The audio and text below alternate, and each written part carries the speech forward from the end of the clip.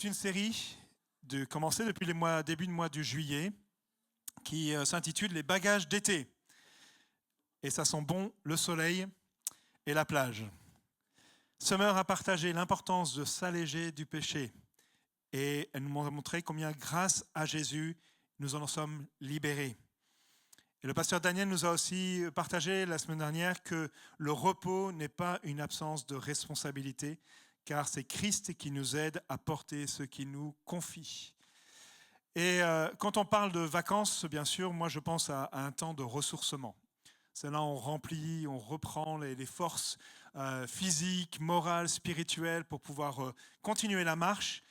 C'est un moment où on change d'environnement, on change de paysage, on change de rythme, on peut parfois passer plus de temps en famille. C'est des moments où on peut parler, reconnecter avec la nature. Il y en a qui aiment ça, de pouvoir être au vert, dans la campagne ou à la mer ou dans les montagnes. C'est un moment dans lequel on se sent aussi plus proche de la nature et de la création. Et il y a des sondages qui ont montré que d'ailleurs depuis quelques années, quelque chose qui revient régulièrement, c'est que on vient de plus en plus à des endroits qu'on connaît bien ou qui nous sommes familiers. Et c'est vient en corrélation avec le fait qu'on est de plus en plus dans un monde qui bouge, qui est mobile. Et du coup, on a envie de revenir aux sources, de revenir à ce qui nous est familier pour nous recharger, pour nous ressourcer. Et c'est vrai qu'on vient dans un monde qui est de plus en plus changeant, de plus en plus vite, et on a besoin de pouvoir retrouver des choses qui ne bougent pas et qui sont solides dans nos vies. Alors que les vacances, c'est effectivement aussi l'occasion de revenir à peut-être ce qui est plus vrai, plus authentique, et ça fait un peu référence, et j'aimerais faire référence à tout ce qu'on peut revêtir comme masque, comme vêtements, comme choses que l'on prend tout au long de notre vie. Ça peut être au travail, vous avez peut-être le vêtement de l'ouvrier, le vêtement du manager, du directeur, des vêtements du commercial. Et puis parfois, vous voyez, les gens vous voient à travers ça. Pour d'autres personnes, ça va être à travers l'habit de papa ou de maman. Et d'autres, ça va être de celui d'étudiant. Et puis, il y a plein de choses comme ça qu'on apprend d'ailleurs depuis tout petit à se cacher parfois derrière des choses. Et d'ailleurs, aujourd'hui, avec tout ce qui est les réseaux sociaux, on peut créer une vie qui n'existe pas réellement, pas toujours, en tout cas, qui n'est qu'une partie de nous.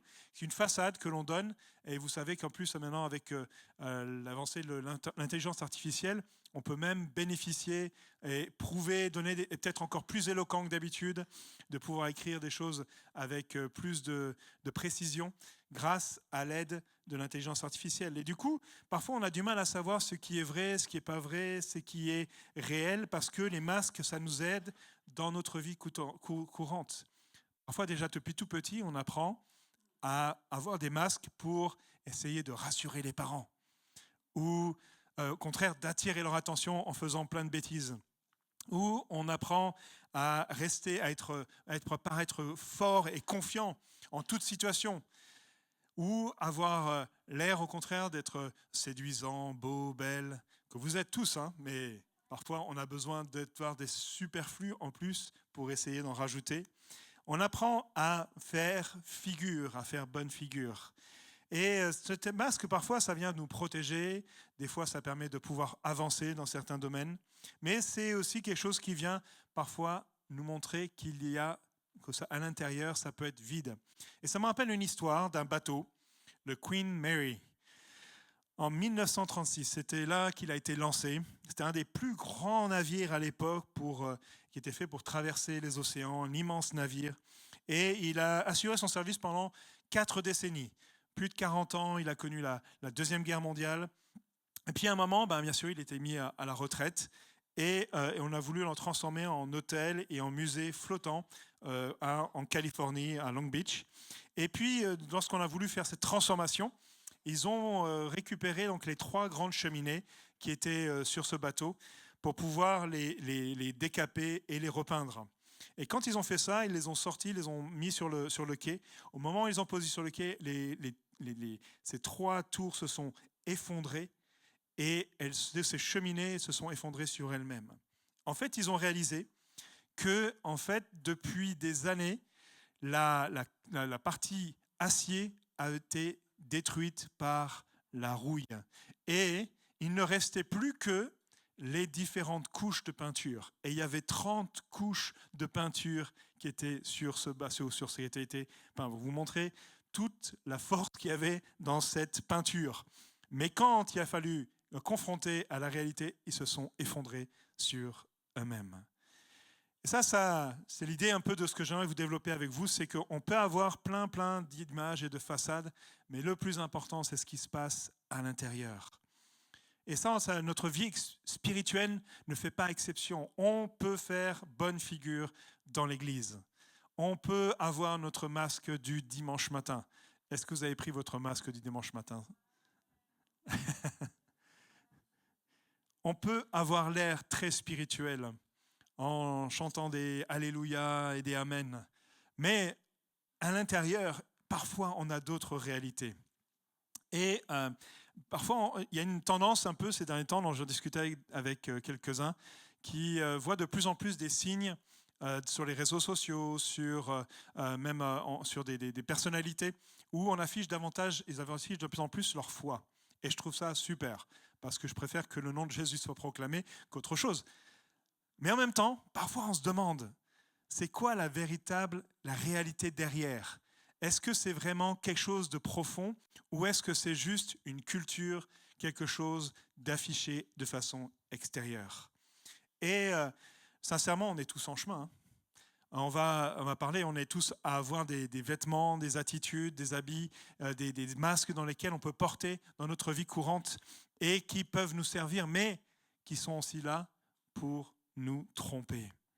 Alors j'aimerais, à travers ce message aujourd'hui, que nous puissions retourner au cœur, là où tout est important, l'essentiel, l'essence même.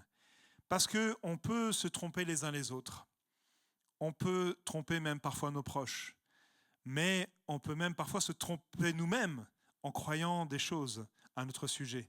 Mais il y a bien quelqu'un qui, lui, sait totalement qui nous sommes et entièrement la profondeur de notre être. C'est Dieu. On lit cela d'ailleurs dans un passage dans lequel le prophète Samuel va être confronté à faire un choix. Et il doit choisir le prochain roi. Et Dieu le dirige à travers tout ce processus. Et il l'amène dans un village en Judée. Il va rencontrer une famille. Dans cette famille, il y a plein de frères.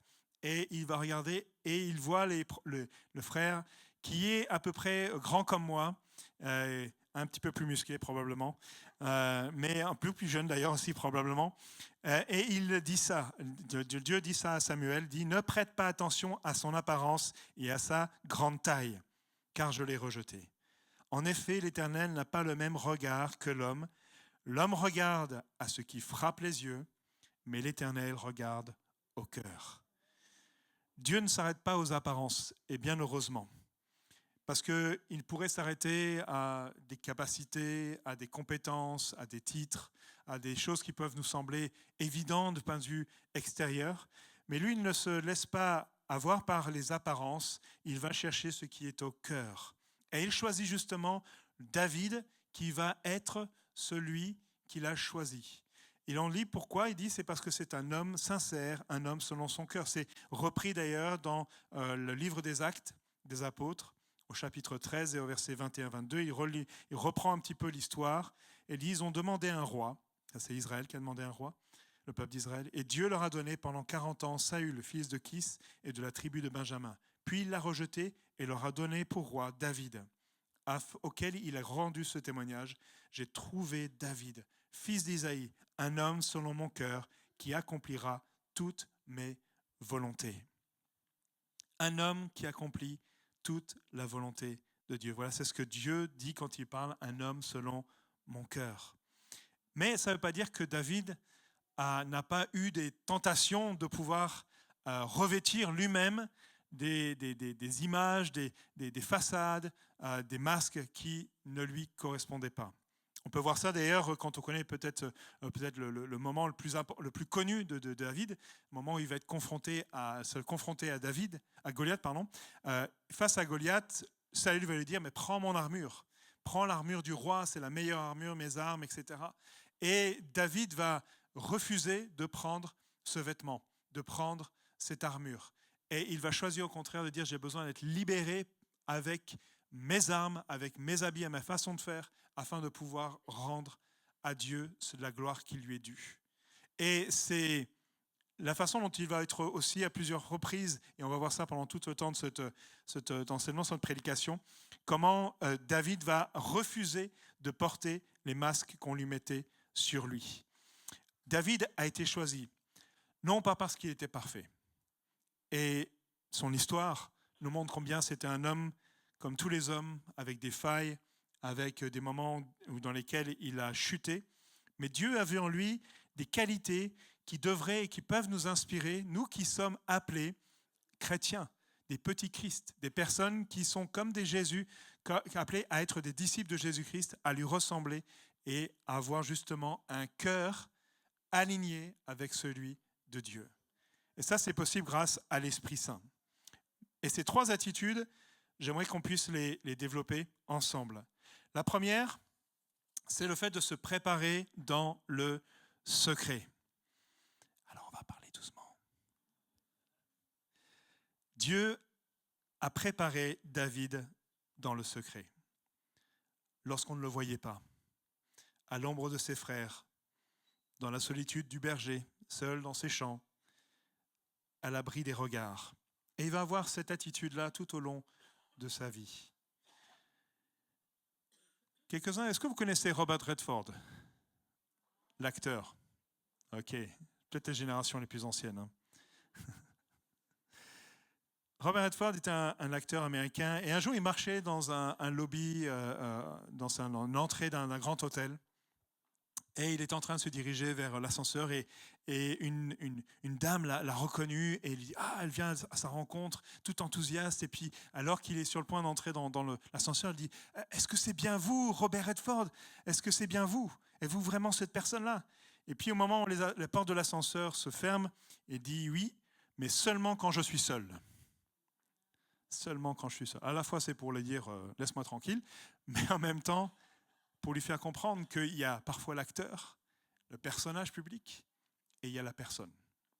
Et on a ces 3 dimensions dans notre vie personnelle aussi. On distingue la vie publique, de la vie privée, de la vie secrète. Vous pouvez le voir à travers cette illustration.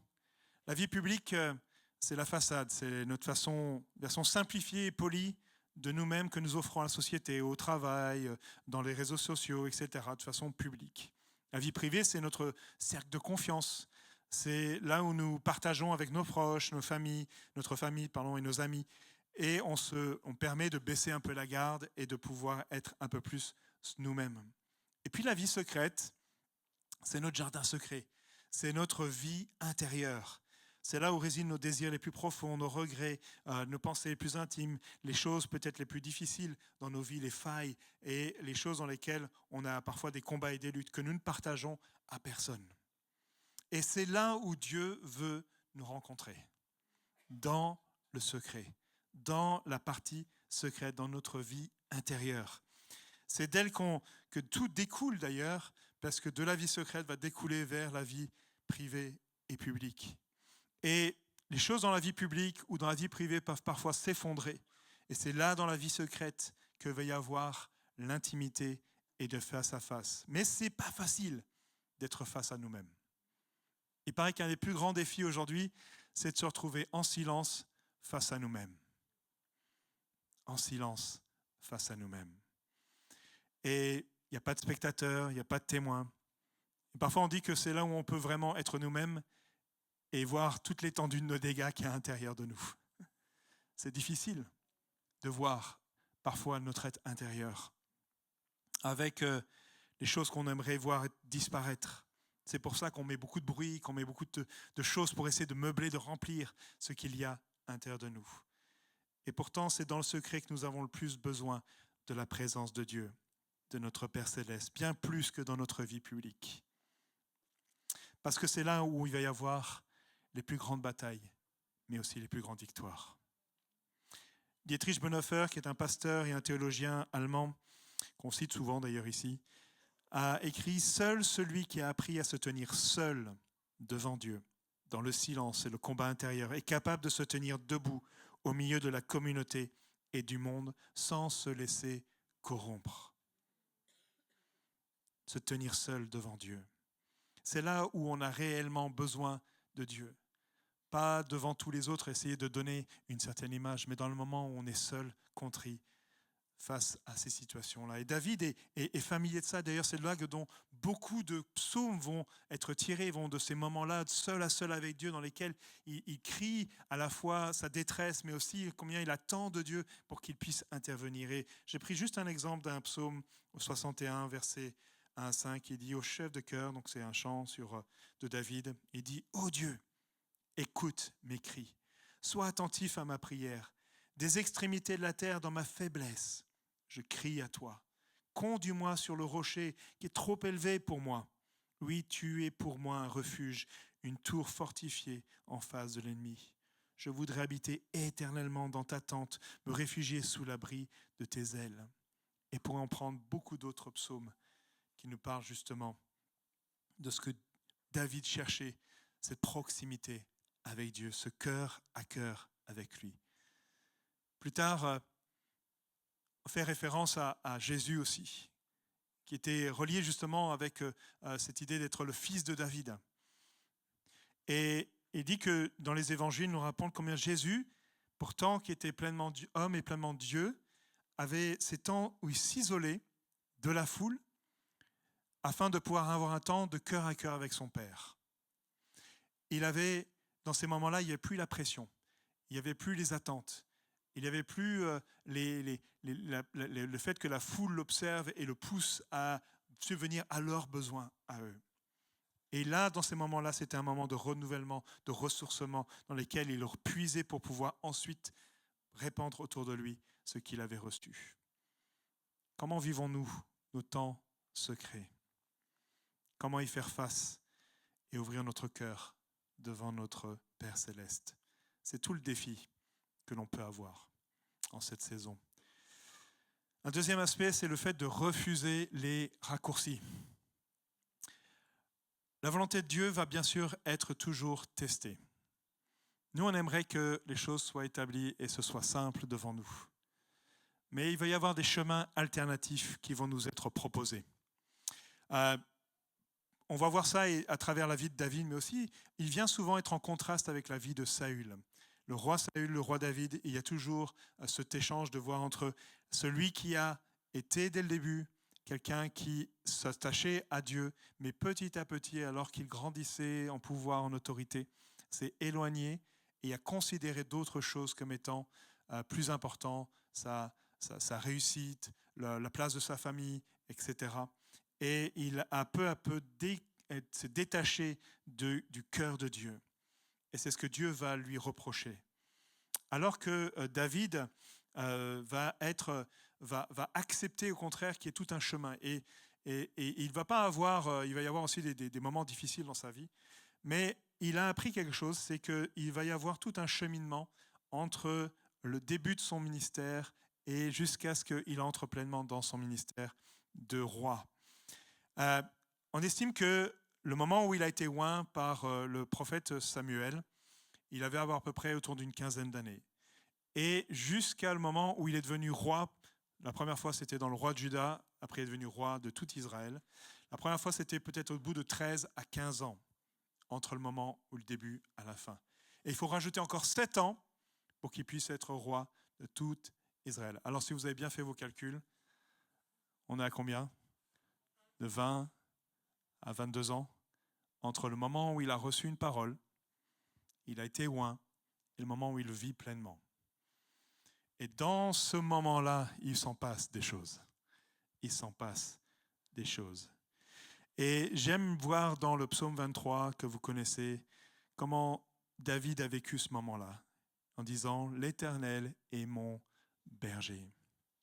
Il conduit mes pas. » Il va y avoir plusieurs fois des moments où il va avoir envie, ou plutôt on va lui présenter des raccourcis. Notamment à 2 reprises, lorsque le roi Saül va se partir à sa poursuite pour le tuer. Et il semblerait juste que David se défende et tue en disant j'enlève, je supprime, et en même temps je fais double coup puisque je supprime celui qui m'en veut et en même temps je deviens roi à sa place. Et ça se pratiquait de façon assez courante à l'époque, des assassinats pour pouvoir prendre la place. Si vous lisez le livre des rois, vous verrez que ça c'est quelque chose qui s'est produit plusieurs fois. Mais lui, à cause de son intégrité, à cause de son cœur, il a refusé de prendre ces raccourcis. Alors pourquoi refuser les raccourcis? J'aimerais mettre devant vous 4 raisons. La première, c'est que Dieu connaît mieux que nous le chemin pour arriver à destination. Combien d'entre vous, vous utilisez, lorsque vous allez dans une destination, vous ne connaissez pas trop, vous utilisez un GPS de type Waze, vous voyez, dans ce sens-là? Vous en utilisez? Ne soyez pas timide, hein, je sais pas, il n'y a pas de punition si vous l'utilisez. Mais souvent, on l'utilise, on ne sait même pas tout le chemin qu'il va prendre. On le suit fidèlement. Des fois, on se retrouve dans des chemins de campagne, on se demande comment on a atterri là, en espérant qu'un tracteur n'arrive pas en face. Mais on continue, parce qu'on a confiance dans les informations qu'il vient nous communiquer. Et la vie chrétienne, c'est pareil. C'est un peu plus long, il y a le GPS, mais c'est j'ai confiance en Dieu. Est-ce que j'ai confiance dans le chemin que Dieu me fait prendre? Lui connaît le chemin pour arriver à destination. Il sait comment y arriver. Il sait comment transformer la vie d'un jeune berger pour en faire un roi.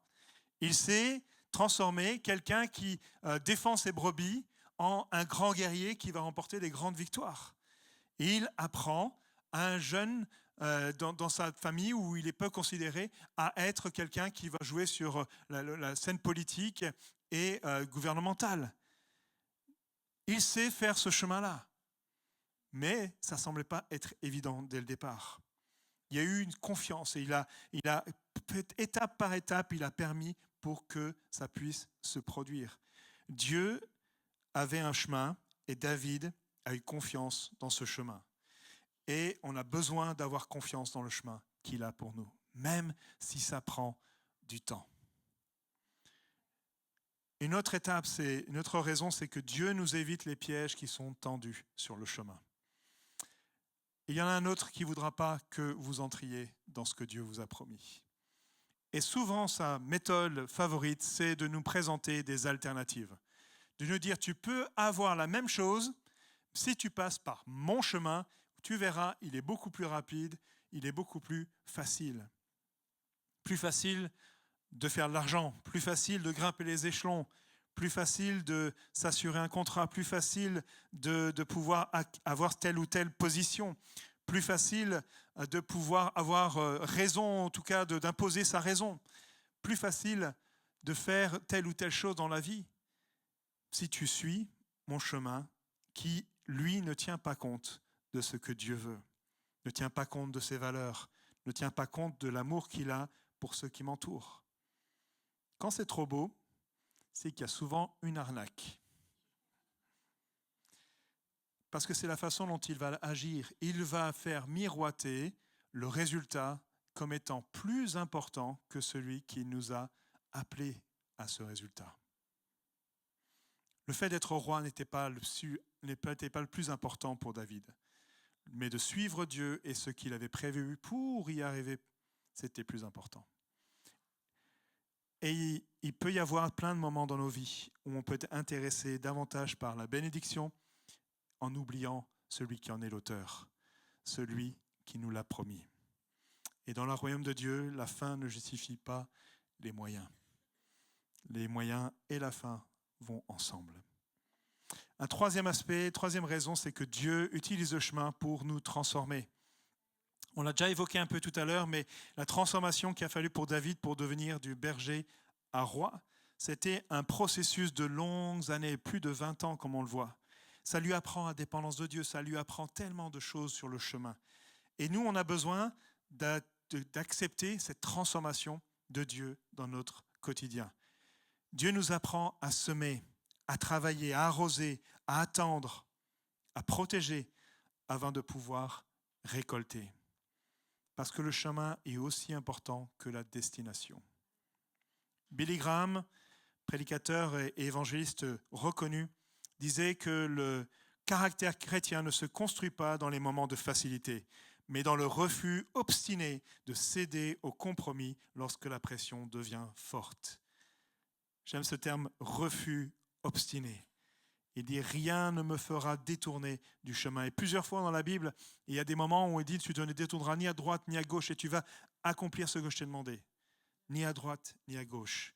Le caractère chrétien se construit dans ces moments-là. Et puis le dernier, c'est que le timing divin, il est parfait. Nous, on pense qu'on a besoin juste d'aller là-bas et de prendre les choses.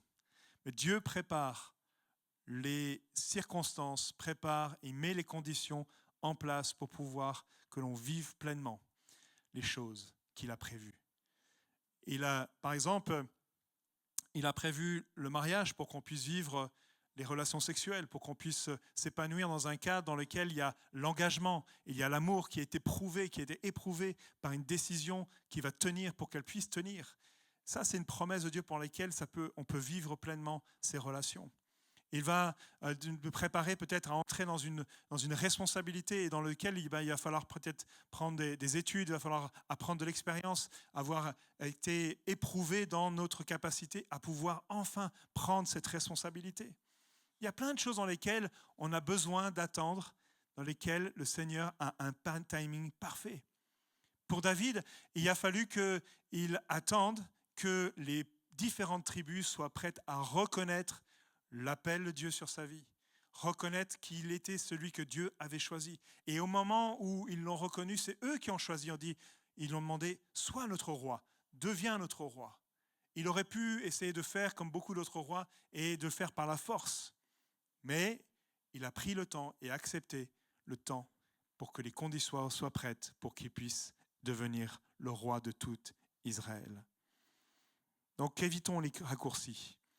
Respectons ce chemin de Dieu parce qu'il est important pour nous, toutes ces raisons que j'ai pu mettre devant vous. Et puis c'est ce moment-là où on doit accepter le chemin de Dieu qui parfois est peut-être celui qui nous dépouille et qui nous amène à être en cœur avec Dieu.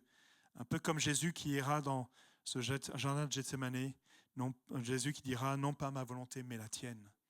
Il est dépouillé de tout ce qui était devant lui jusqu'à ce que sa volonté soit alignée avec celle du Père.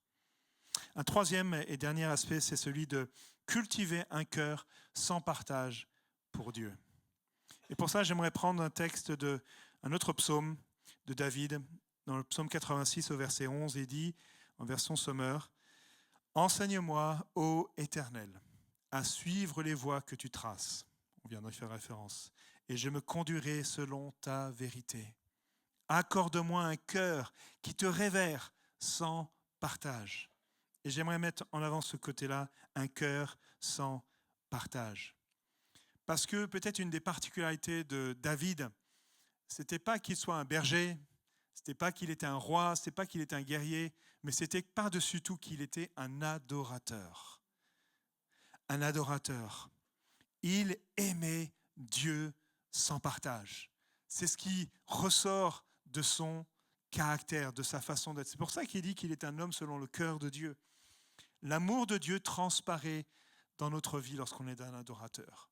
Pas uniquement dans le temps de louange et d'adoration qu'on peut vivre un dimanche matin ou dans votre douche, peu importe ce que vous faites. La véritable adoration, elle transparaît dans notre vie quotidienne.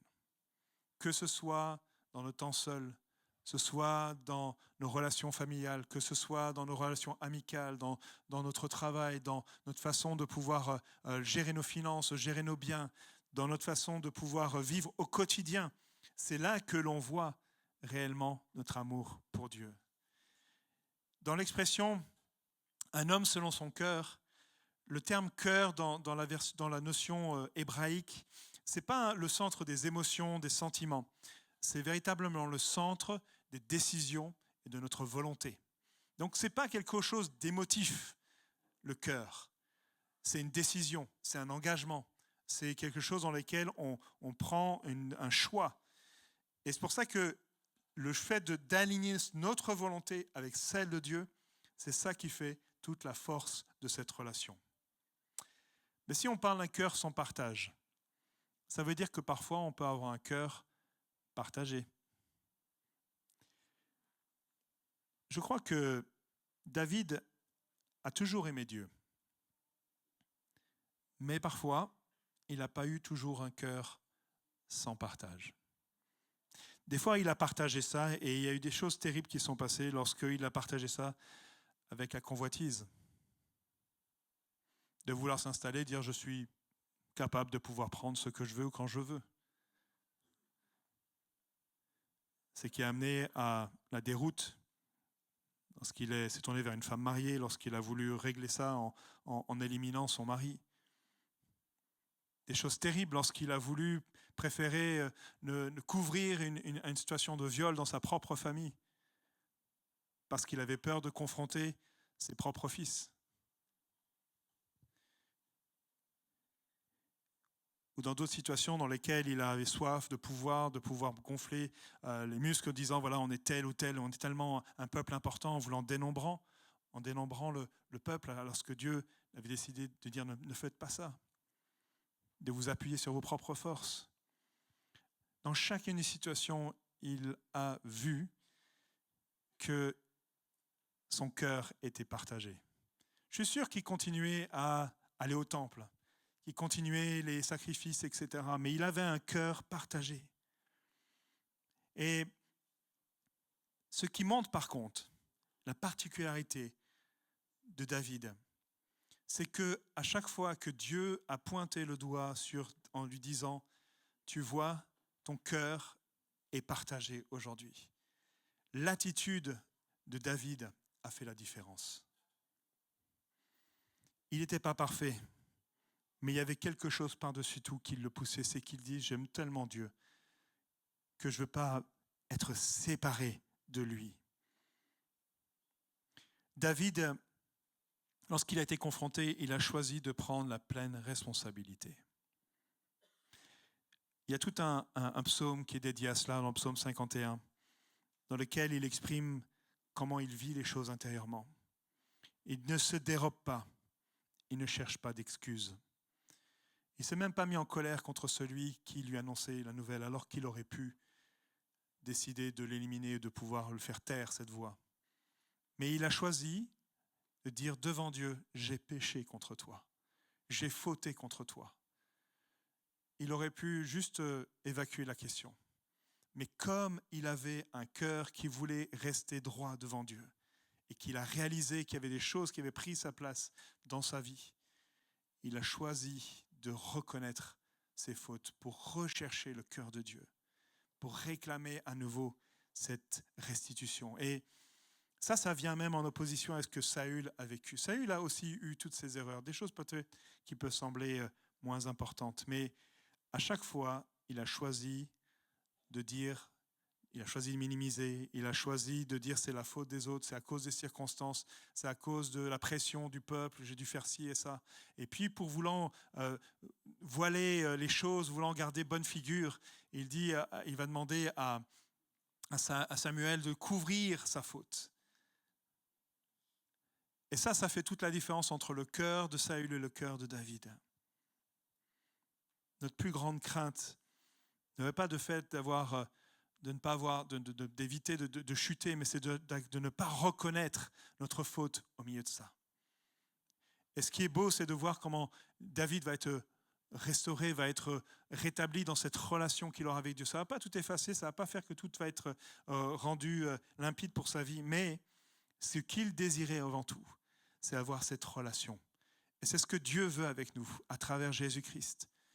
Il a donné cette possibilité à chacun d'entre nous d'être en cœur à cœur avec Dieu pour être rétabli dans notre relation avec lui. J'aimerais conclure justement en parlant de ces apparences que l'on peut avoir.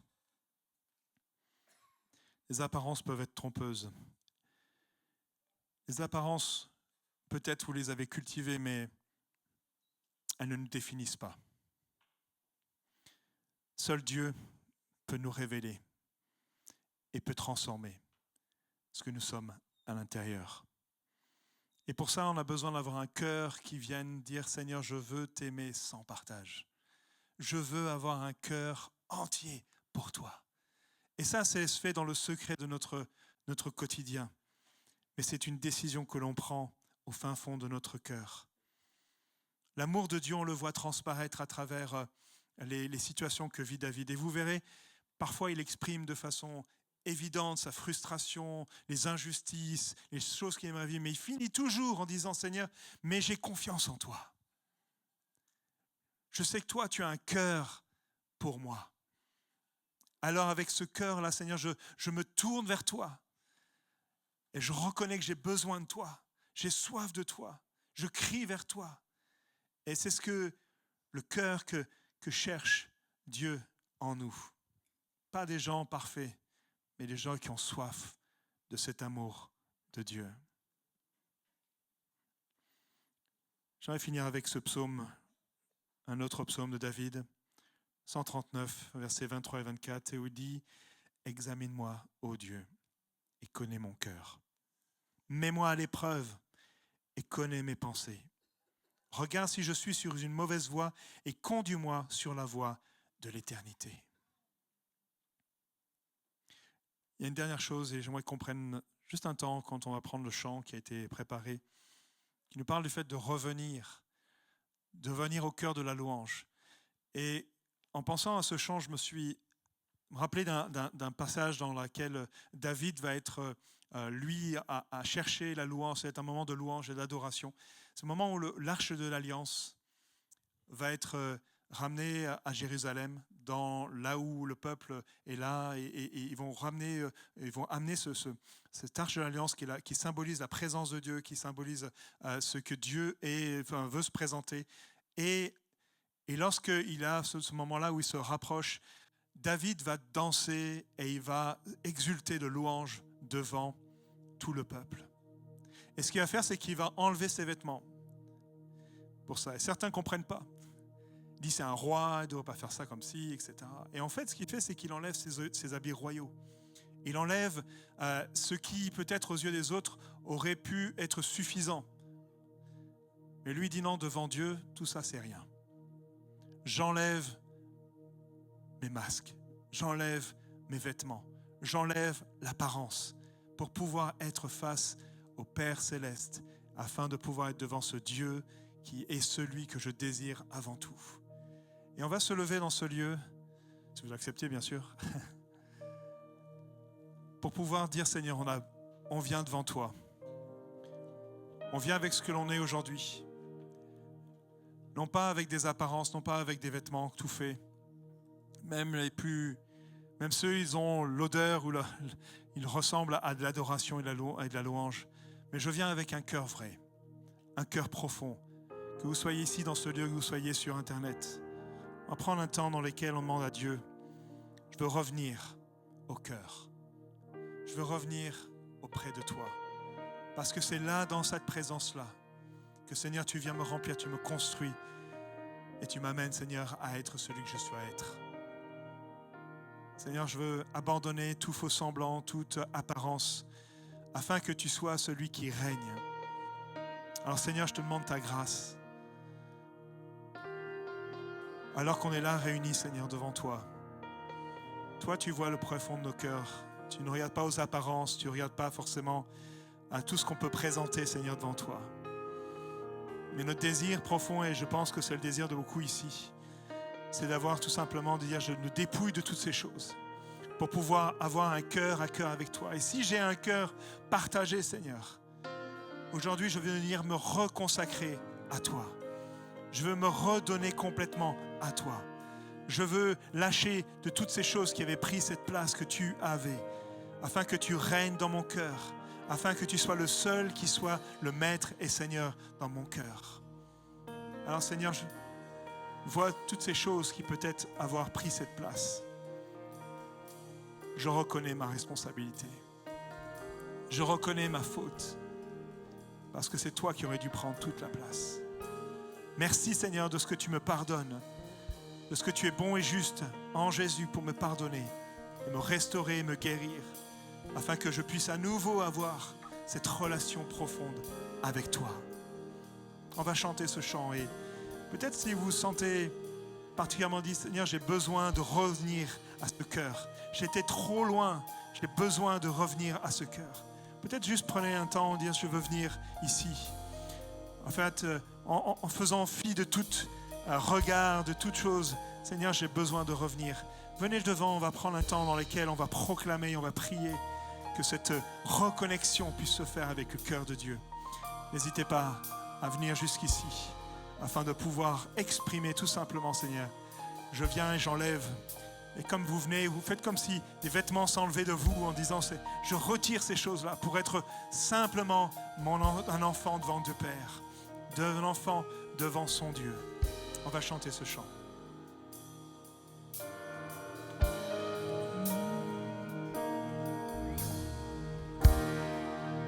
Le chant terminé, le rideau retombe, je viens simplement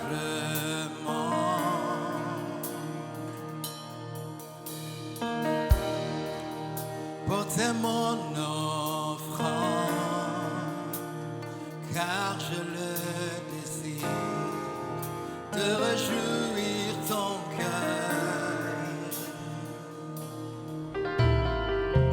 J'apporte plus qu'un bon chant, chanter ne suffit pas pour répondre à ton appel.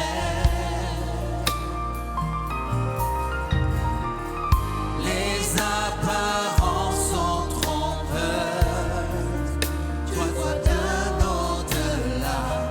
Oh Dieu, tu sondes mon cœur.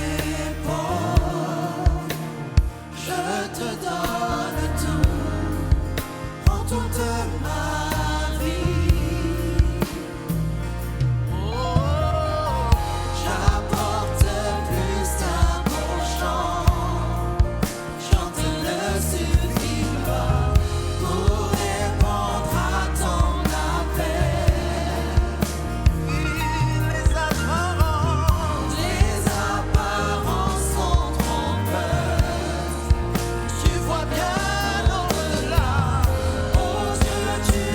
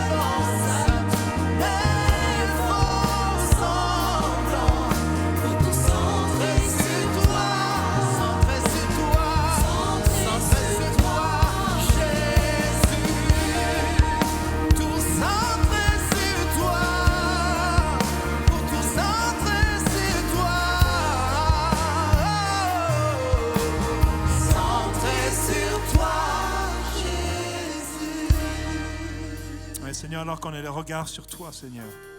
Toi, tu connais le préfond de chaque cœur, Seigneur. Tu sais exactement ce qui se passe dans le lieu secret maintenant, dans le secret des cœurs, dans le secret, Seigneur, de leur être intérieur, Seigneur. Et Seigneur, tu connais leurs cris, tu connais exactement le cri de chacun d'entre nous qui disons, Seigneur, nous voulons être centrés sur toi, nous voulons être en toi, Seigneur, pleinement et entièrement. Alors, merci, Seigneur, de ce que tu as pris sur toi, tout ce qui pouvait être un obstacle. Et Seigneur, c'est pour ça que nous pouvons nous approcher avec toi, avec sincérité, avec un cœur, Seigneur, qui crie et qui est demandeur de ta part, Seigneur. Merci de ce que tu as porté pour que notre cœur puisse être entier devant toi. Je te prie, Seigneur, pour que, alors qu'ils viennent avec foi, Seigneur, alors qu'on vient avec foi devant toi, toi, tu viennes toucher, Seigneur, l'être intérieur qui a besoin d'être transformé, d'être redirigé, conduit vers toi, Seigneur. Merci de ce que tu le fais maintenant. De ceux qui sont là avancés, de ceux qui sont en ligne, de ceux qui sont peut-être n'ont pas osé venir jusqu'ici, Seigneur, mais qui crient dans leur cœur pour toi. Je te prie, Seigneur, pour que, alors que l'on vient à toi, tu as dit que toi, tu venais, Seigneur, pour nous relever, pour nous donner d'avoir cet espoir en toi. Merci, Père, de ce que tu fais cela aujourd'hui, Seigneur.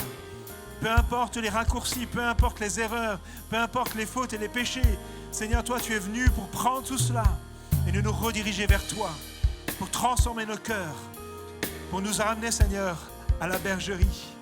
Et Seigneur, je te prie, Seigneur, pour que tu fasses cela maintenant, pour qu'il y ait cette conviction, au fond, qu'au-delà des émotions, au-delà des sentiments, au-delà peut-être d'un moment dans lequel on dit oui, j'ai cru, que ce soit quelque chose qui s'inscrive au plus profond d'eux, et que, Seigneur, tu sois glorifié, Seigneur, à travers leur vie. Que lorsqu'ils se retournent et lorsqu'on se tourne vers toi, jour après jour, on dit, Seigneur, mon désir, c'est de revenir au cœur de celui que j'aime, au cœur de ce Dieu extraordinaire. Merci, Père, de ce que tu fais. Et alors que vous retournez à vos places, vous reprenez avec assurance votre position en Jésus, en disant, Seigneur, merci parce que toi, tu me permets d'être connecté avec le Père. Peu importe les circonstances, peu importe les situations, je me soumets à toi, Seigneur, parce que tu es mon Dieu et mon Maître, et je peux avoir confiance en chemin que tu mets devant moi. Alors on va continuer de chanter ce chant comme une proclamation, tous centrés sur toi, toutes nos vies, nos pensées, alors que nous serons dans des moments de personnel, des moments de vie secrète, et puisse avoir, Seigneur, ces temps de cœur à cœur avec toi, dans lesquels tu nous parles, dans lesquels tu affermis encore cet amour pour toi. À toi soit toute la gloire, Seigneur. Amen. Donc, continuez ce chant alors que vous pouvez retourner à vos places avec cette conviction. C'est toi.